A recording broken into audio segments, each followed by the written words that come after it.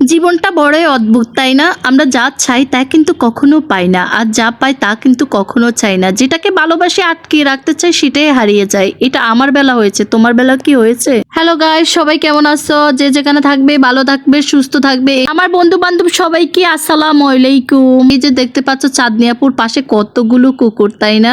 তোমরা হয়তো ভাবতেছো চাঁদনি আপু কুকুরদেরকে খাওয়াচ্ছে। হ্যাঁ, চাঁদনি আপু কুকুরদেরকে খাওয়াচ্ছি। কেন খাওয়াচ্ছি সেটা জানো? কারণ চাঁদনি আপু যখন খেতে যায় তখন কুকুররা চাঁদনি আপুর মুখের দিকে তাকিয়ে থাকে, তখন চাঁদনি আপু আর গিলা যায় না। আমি গ্রামের বাড়িতে বড় হয়েছি, ছোটকাল থেকে নানুর কাছে বড় হয়েছি। আমার মা খুবই অসুস্থ ছিলেন, আর তখন আমি আমার নানুর কাছে বড় হয়েছি।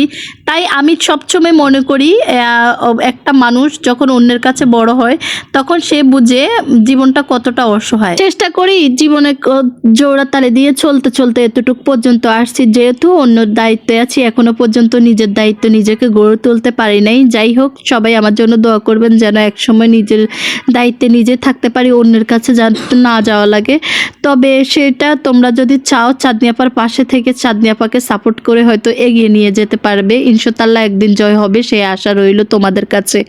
এই যে দেখতে পাচ্ছ অসহায় কুকুর, আমি কিন্তু কালোমণিকে মাটি দিয়ে আসলাম মণিপুর স্কুলের সাইড পিট 23 নাম্বার রোডে। আসার পথে যখন আমার খুব খিদা পায় তখন 2টা রুটি নিয়ে এলাম হাতে। এক টুকরো রুটি গালো না দিতে এই কুকুরগুলো আমার মুখের দিকে হা করে তাকিয়ে রয়েছে। আমি আর খেতে পারলাম না, ওদের মুখের মধ্যে বিলিয়ে দিলাম, ওদেরকে খাওয়ালাম। কেন জানি আমার কাছে খুবই তৃপ্তি পেল, ওই এক টুকরো রুটি দিয়ে আমার পেটটা ভরে গেল। পাশে থেকে একটা লোক আমাকে দেখে বলল, নিজের পকেটে টাকা না থাকলে পৃথিবীতে কেউ ভালোবাসে না, বউ নাকি অন্যদিকে তাকিয়ে থাকে, আবার বিড়াল কুকুর পালতে যাব, এগুলা তো খামাকা টাকা নষ্ট। আমি উনার উদ্দেশ্যে আর কিছু বললাম না, চুপ করে তাকিয়ে রইলাম। আজকে চাঁদনি আপু একটা কথা বলি, আপনি যদি 10 টাকার মালিক হন আপনার সবসময় চাহিদা থাকবে 20 টাকার, আর আপনি যদি 20 টাকার মালিক হন আপনার সবসময় চাহিদা থাকবে 40 টাকার।